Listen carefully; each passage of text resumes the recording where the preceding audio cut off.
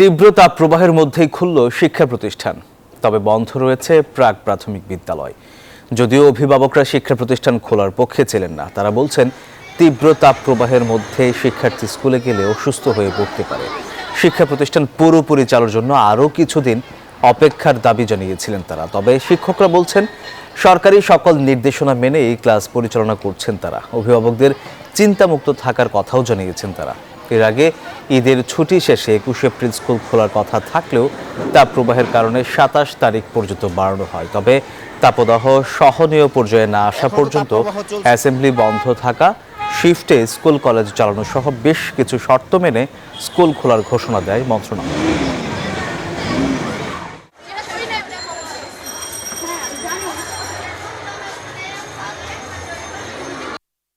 অনেকদিন পর যেহেতু স্কুল খুলছে, তো আমরা চেষ্টা করব যাতে রোদে বেশি না যাওয়া লাগে। স্কুল আগে বন্ধ ছিল, এর জন্য আমাদের অনেক সমস্যা হয়েছে।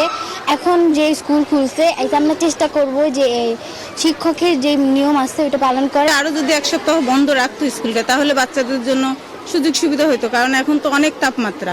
যেহেতু তাপমাত্রা দিন দিনই বাড়তির দিকে, কিন্তু আপনার মনে করেন যদি আর 4-5 দিন হয়তো ওয়েট করতো তাহলে একটু ভালো হয়, বাচ্চাদেরকে দিয়ে আমরা ওটা টেনশন থাকি।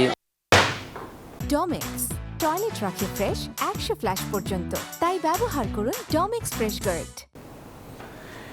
দর্শক, এই বিষয়ে আরো খবর জানাতে সরাসরি যোগ দিচ্ছেন সহকর্মী মাসুদ সুমন। সুমন, আপনি এই মুহূর্তে কোথায় আছেন এবং স্কুলের শিক্ষার্থীদের উপস্থিতি কেমন দেখছেন?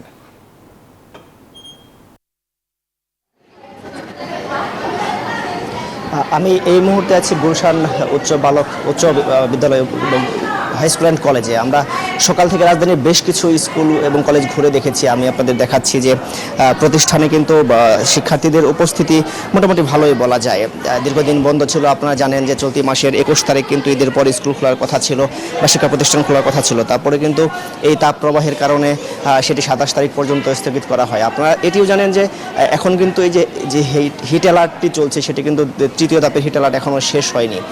তবে দীর্ঘদিন পরে স্কুল বা শিক্ষা প্রতিষ্ঠান খোলায় শিক্ষার্থীদের উপস্থিতি বেশি, কিন্তু অভিভাবকদের মধ্যে একটি শঙ্কা রয়েছে যে এখনও তাপপ্রবাহ চলছে, ফলে তারা একটু শঙ্কায় রয়েছে। আমরা সকাল থেকে দেখেছি, কয়েকটি স্কুলে গিয়ে দেখেছি সেখানে লোডশেডিং হয়েছে, ফলে সেই গরমে, তীব্র গরমে তারা বই খাতা বা হাত পাখা দিয়ে বাতাস করছে এবং একজন শিক্ষার্থীকে কিন্তু আমরা অসুস্থ হয়ে যেতেও দেখেছি। ফলে অভিভাবকদের মধ্যে দুশ্চিন্তা রয়েছে যে তারা যেটি বলছেন যে আর অন্তত 7 দিন অপেক্ষা করে প্রতিষ্ঠান খুললে তারা দুশ্চিন্তা মুক্ত থাকতো।